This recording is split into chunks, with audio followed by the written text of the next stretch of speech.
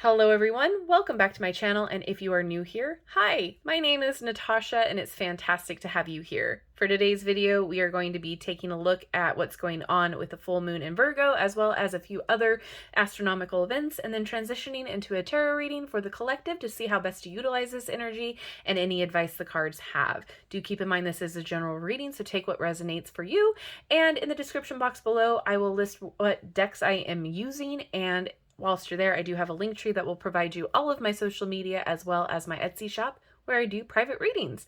All right, let's get into it. So, full moons, regardless of what sign they are in, are all about a time of release, of letting go, manifesting, and reaping the harvest of the seeds we planted in the new moon. So, we could also be experiencing a more emotional time, and our intuition will also be pretty heightened. So, take a listen, make sure you're paying attention, and to any dreams you have, take a look at those as well, write them down, see if there's any messages that you can discern from that as well. Full moons are pretty intense. This one might be a pretty big, intense, emotional, and maybe chaotic one due to a few other factors that's going on as well. But let's just focus on the full moon in Virgo and what's happening for this part of it. So the full moon in Virgo is a sign that is all about being practical, about integrity, about hard work, about being in service to themselves and others. They are ruled by the planet Mercury. They are an organized and perfectionist sign as well. So when you combine that with the full moon in Virgo, as well as the sun being in Pisces, we're going to be walking a balancing act between being in that dreamy and ethereal, intuitive world of Pisces and wanting to be very practical and earthy and hardworking with the Virgo. So there's kind of like that odds going on right now. So it's going to be a balancing act between the two to actually get stuff done. I know for me, myself, I'm having a real hard time balancing that right now. So maybe you guys are too. So the energy is going to be pretty intense. So don't undervalue your hard work or yourself. Remember that you are what this says here is you are enough, but you are worthy of your goals and aspirations and dreams. Don't let anybody try to talk you out of what you believe that is for you, that you are worthy and valid of your aspirations, of your goals, that you are enough. But also when it comes to manifesting things, we talk about it a lot on this channel, you have to actually do the work behind it. So we're going to put that to work with this Virgo in the sun of Pisces. We are going to manifest, we are going to use that mystical, intuitive side of Pisces, the spiritual side of Pisces to manifest, as well as taking the inspired action to get it to happen from the sign of Virgo. So both of those together is going to be a very winning combination when you're trying to get your goals achieved. So this could be an opportunity for us to write down more goals, make a list of an action plan in place to keep ourselves focused, determined, and get stuff done.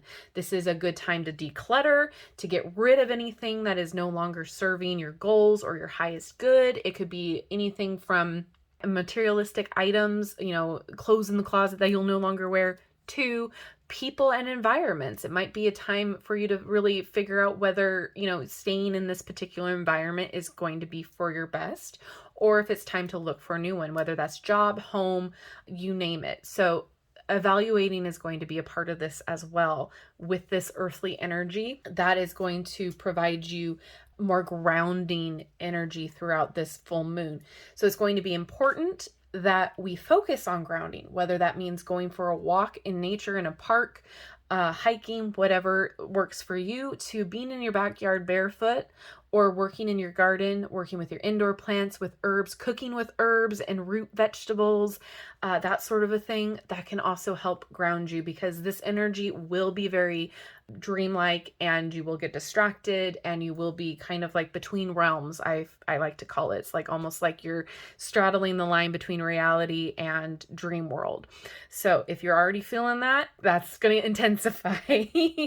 So also focus on finding a healthy balance too. So a lot of the times when we are dealing with earth energy, it likes to reinvigorate the health aspect as well. So are there any goals that you would like to achieve, like making sure you work out 3 times a week, making sure that you're eating healthier meals, making sure that you are making doctor appointments, dentist appointments, making sure your health is top priority will be a good thing to focus on. Okay, so then let's talk about the other astronomical events that are happening. And I don't want to make this too long because I do want to get into the reading, but it is important. So Saturn is actually going into Pisces the same day that the full moon is happening, as well as Mercury being in Pisces, as well as the sun being in Pisces. So we're going to have a lot of that straddling the reality happening. A lot of focus on intuition, spirituality, and the collective.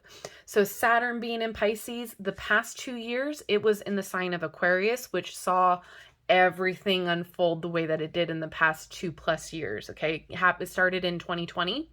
And I don't need to go into that. So now that it's moving into the Pisces sign, it can kind of go either 2 ways. It can go into the effect of breaking down every single, important structure that's happening and see those structures destabilized, or it can promote our manifesting dreams, so we can actually make things happen a lot quicker and better. So with Saturn, it is the sign that likes boundaries, likes restriction. It is the planet of time, stability, and building with perseverance. So this is going to be a very curious time to see what happens. So Saturn likes to build, so we might see our manifestations coming through due to that Neptune Pisces energy. So we might see the effects of working hard manifest our stuff quicker, as well as we could see more escapism. So on the other side of the coin, we can see a lot of us trying to just be more introverted and escape into, our own little worlds and realms. So we got to be very aware of how much we are trying to avoid life and reality. So what comes to mind is like a lot of the virtual reality stuff happening right now. We could probably see a lot more events happening within that. But let's go back into the Mercury. So Mercury being in Pisces, Mercury is a sign of like communication and travel. So we might be more intuitively inclined to communicate and think, as well as being more sensitive and a little bit more laid back with our tones and how we talk to each other. We're going to be a little bit more relaxed and able to see the sensitive side of the conversation. Like our tone will be more approachable.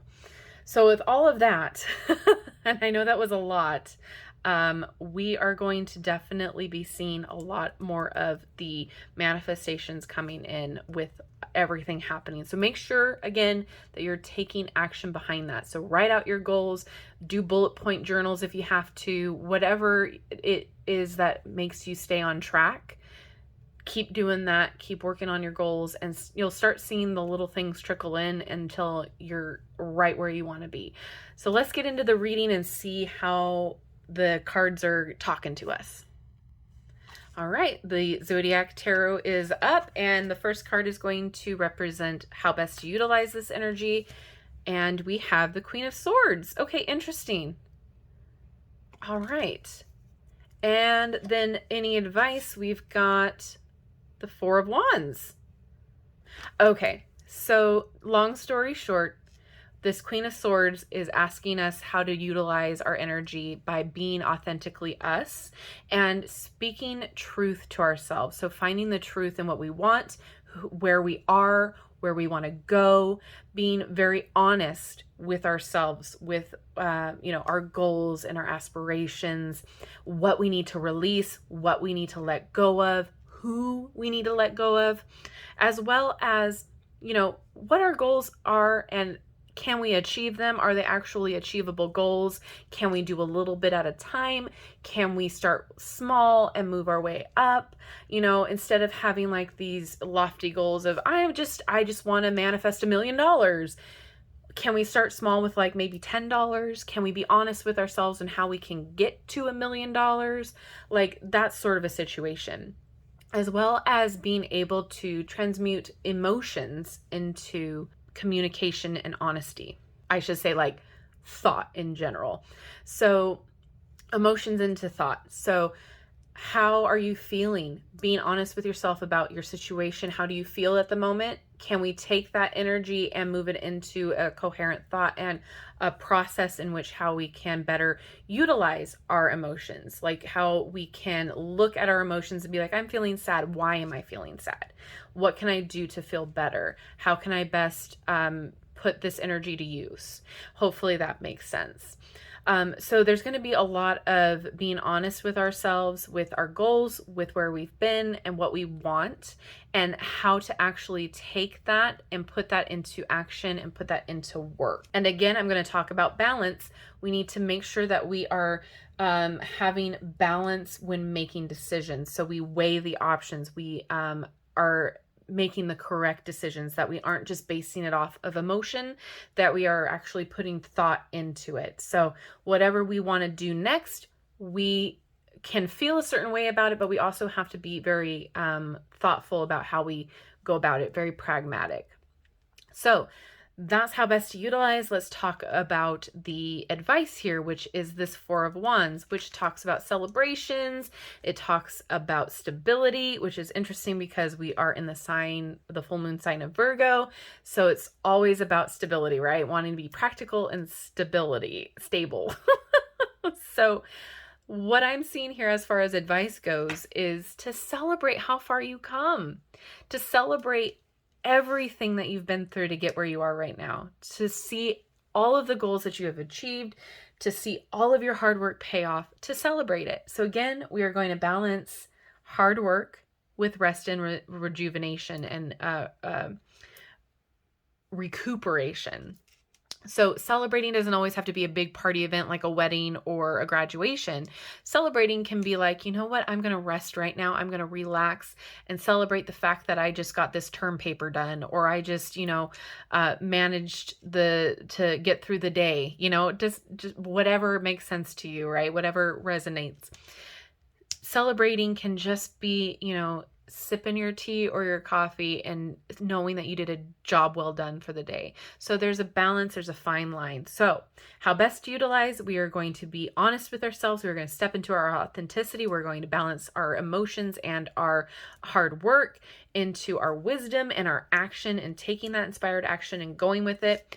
And how to have any advice here. The advice is to celebrate how far we've come, rest, balance the hard work, and balance the rest and the joyfulness. Be happy, be excited for how far you've come. Sometimes we focus too far out on the goals and what we haven't accomplished yet, how far we still have to go.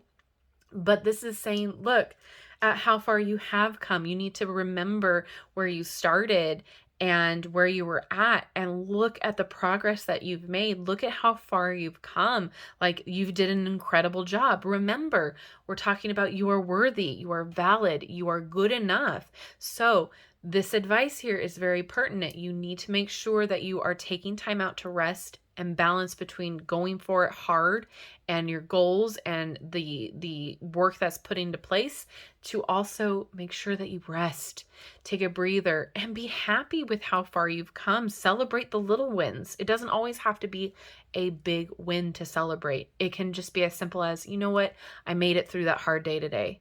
I am so proud of myself. I didn't pop off at a customer today. I am so proud of myself. All right, let's continue. Let's keep going here. First up, we've got the Astrosouls, and we got, the first one is the second house. It says, this is the house of resources, material possessions, and values. Here is where we see our belongings, wealth, and finances, as well as the pillars on which material, intellectual, and emotional security is developed. I have. So again, look at how far you've come. Look at how much you do have. Look at everything that you have currently as a win. Then we've got the moon, which is awesome to see. So emotions, instincts, receptivity, and safety. Mercury. Oh, I love that that popped in. So we have communication, knowledge, information, and curiosity. Very reminiscent of that Queen of Swords there. And our last one here is a solar eclipse. So embracing change, revelations, courage, determination, and connection. So all great things to focus on this full moon. Next up, I have the heavenly bodies.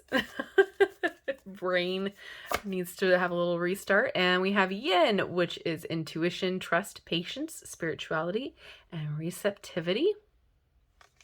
All things that we need to focus on. Then, oh, we have house 2 again. Oh my gosh, love it. So physical security, possessions, material values, and self-worth. So again, self-worth is a huge one here when we're talking about, you know, feeling worthy, feeling validated, and feeling enough. Again, with possessions and material values, what can we release? What do we need to let go of in order to be more receptive to bringing other stuff in that we want to manifest? Get rid of what no longer works. Then we've got South Node, so destined to release. Okay, just got done talking about that. And we've got water, so spirituality, emotion, intuition, and compassion. And the last one here is Mercury again. So think, learn, network, and communicate. Network is a great one too. Ooh, great advice. Get connected. So then we have the Starcodes Astro deck. First up, we've got Saturn structure.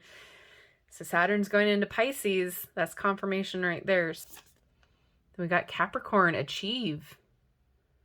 What do you want to achieve? What are your goals? Plan them out. Keep working toward them.